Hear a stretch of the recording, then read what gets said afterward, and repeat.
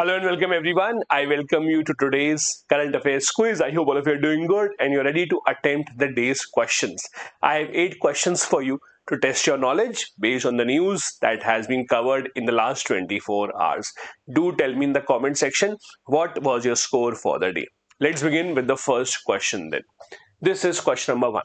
According to a recent poll, the Indian rupee is expected to recover modestly from record lows, even as capital outflows pressure the currency. Which of the following consequences least likely if the currency does not if the recovery does not materialize? So, as you know, rupee has hit its lowest point, has crossed 90 as compared to the dollar. It is expected it might recover very modestly, but if it does not recover, what will actually happen? Rise in cost of servicing external debt for import-heavy firms. Second, automatic correction in trade deficit through falling gold imports. Third, increase in domestic inflation due to costlier imports, pressure of foreign investment inflows due to currency risk perception. They're asking which is the least likely to happen, means which of these will most probably not happen. Not the correct one, but the incorrect one. Which of these will not happen? The answer here is C. Correction in trade deficit just because of falling gold import. That is not something likely to happen. The cost of servicing of external debt will increase. If you have taken $100 debt from outside, you had to give back from the rate of 80 rupees per dollar earlier. Now it has become 90 rupees, so it has become much costlier. All these things will happen. B or C rather is the correct answer. This is least likely to actually happen. This is the answer. Moving on to question number 2. A new climate risk mapping exercise identified the Chambal ravines as one of the fastest expanding geomorphic features in North India. What is the primary driver behind the formation and expansion of the Chambal ravines? First, the marine erosion caused by paleo shorelines.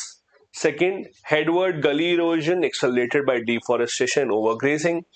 Intensive carbonate weathering in humid conditions, or tectonic uplift along the Aravalli fault system.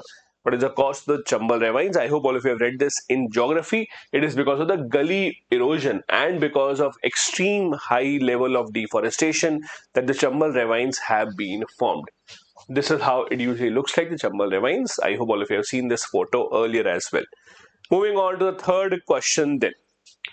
A new nature sustainability study shows invasive plant species spreading across India at a globally unprecedented rates. Which of the following is a correct implication of such an invasion? So, what is meant by invasive plant species that does not belong to that area. It's not of that area naturally, but it starts to grow there and it has been growing at a very fast pace. So, what is likely to happen because of this? Reduced biodiversity, degradation of native habitats, universal rise in groundwater recharge, rather it will be the opposite. Guaranteed increase in soil fertility, no, it will be the opposite. Permanent elimination of all herbivore species, not related. This is the correct answer here. Because of rise in invasive species, the native species of that particular area, they will be the one that will under danger. They will be the one who will be fighting for the resources then. Moving on to the question number 4 then. With global semiconductor supply chains under stress, which domestic policy outcome would best improve India's resilience?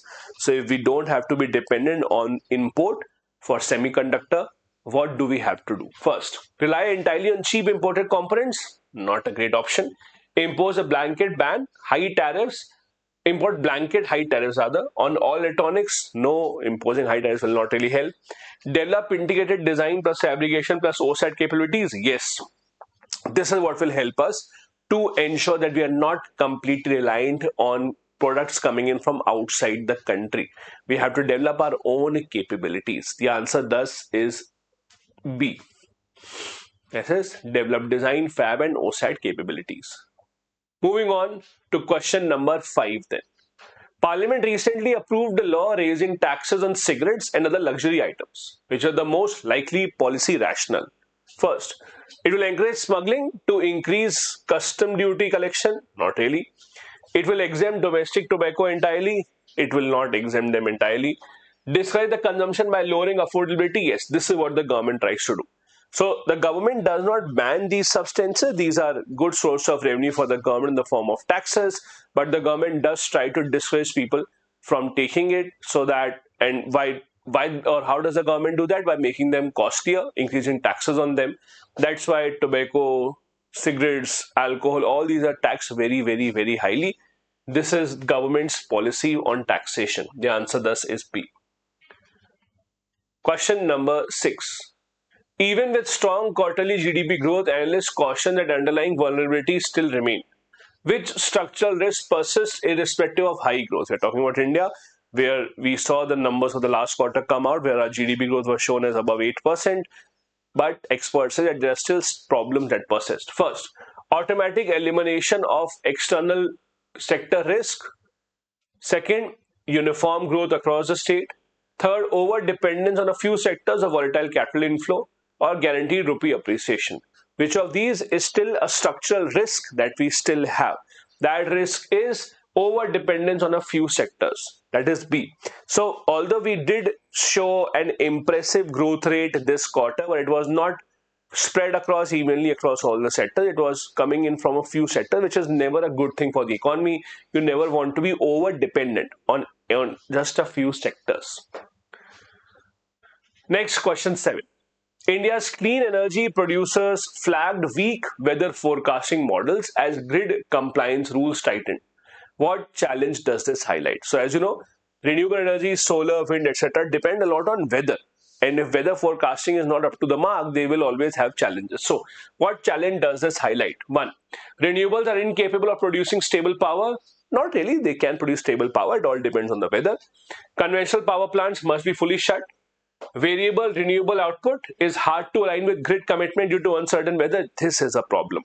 For example, if Delhi has X amount of requirement of power every day, you cannot connect Delhi to solar for the entire city, because you never know if solar will be able to give it the entire quantity or the entire amount of power that it requires, because it's all weather dependent, variable. So you can never be 100% dependent on renewable energy. That is a big problem with this. Moving to the last question for the day, question number 8. India's push for regional electronics manufacturing clusters aims to build competitive value chains. Which structural challenge most significantly threatens the success of these EMCs? First, excessive competition among the states for the same cluster. Not really. Not many states are fighting for it. Lack of supplier depth, that is insufficient local component manufacturers to support large anchor units. That is a big problem. That it is one point that the government can set up these component manufacturing clusters, but you need to have input, you need to have supply for components, and when they are not present, that is when it becomes problematic. This is a big problem that we are facing, the lack of supplier depth, which many experts have pointed out already. This is a big challenge. This brings me to the end of this quiz for the day. I hope you got most of the questions right. Do tell me in the comment section how many did you get right. Do join me tomorrow as well. Check out the other videos on our YouTube channel. Thank you so much. Bye-bye. Jai Hind.